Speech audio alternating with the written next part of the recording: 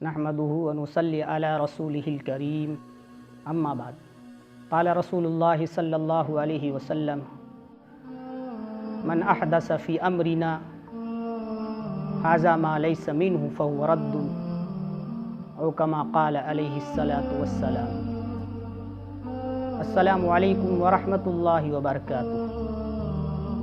ناظرین اعظام، شب برات میں ہمیں کیا نہیں کرنا چاہیے اور شب برات کی بدعات و خرافات کیا کیا ہے، اس ویڈیو میں یہی بتلائی جائے گی۔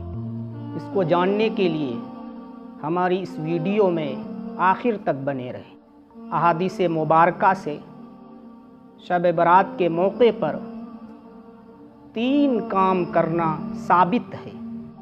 پہلا، قیام لیل، شب بیداری۔ دوسرا، صیام یوم، 15ویں شعبان کا روزہ۔ اور تیسرا، شب برات میں قبرستان جانا۔ ان تینوں کاموں کے علاوہ کوئی اور کام جس کا ثبوت دین سے نہ ہو وہ بدعت ہے، اس سے کوسوں دور رہنا چاہیے، اس کو فوراً ترک کر دینا چاہیے۔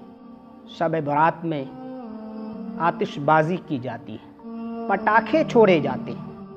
مسلمان شب برات میں آتش بازی کرتے ہیں، پٹاخے چھوڑتے ہیں۔ شب برات جو رحمت و مغفرت اور بخشش کی رات ہے، اسے کھیل سمجھ کر کھیلتے ہیں۔ آتش بازی کرنا اس کا دین سے دور دور کا بھی واسطہ نہیں، یہ غلط رسم ہے۔ اس سے ہم آپ کو شب برات میں بچنا چاہیے۔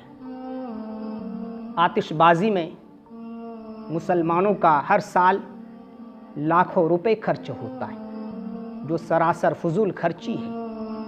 ارشاد ربانی ہے، فضول خرچی کرنے والا شیطان کا بھائی ہے۔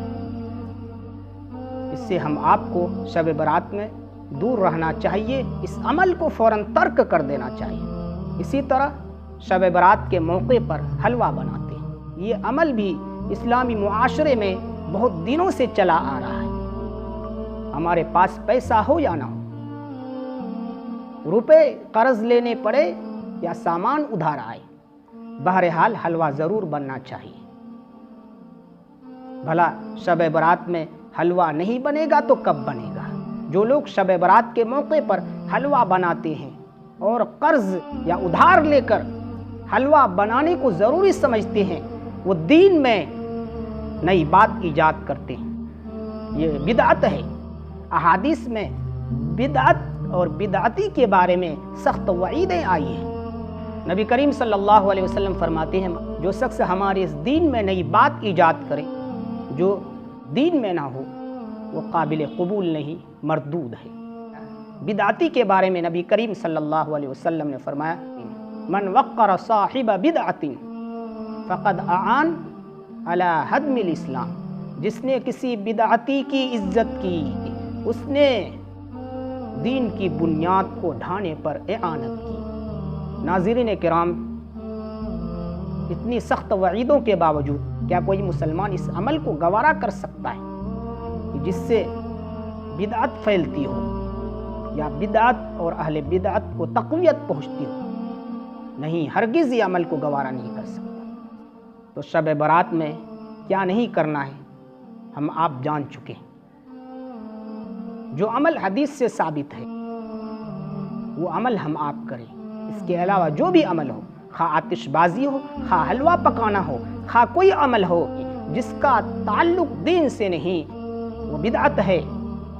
اور بدعت کے بارے میں جتنی سخت وعیدیں آئی ہے، ہم آپ کو اس سے کوسوں دور رہنا چاہیے۔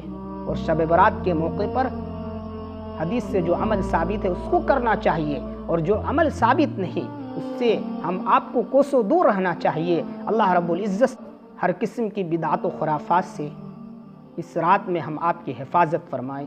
وآخر دعوانا ان الحمد للہ رب العالمین۔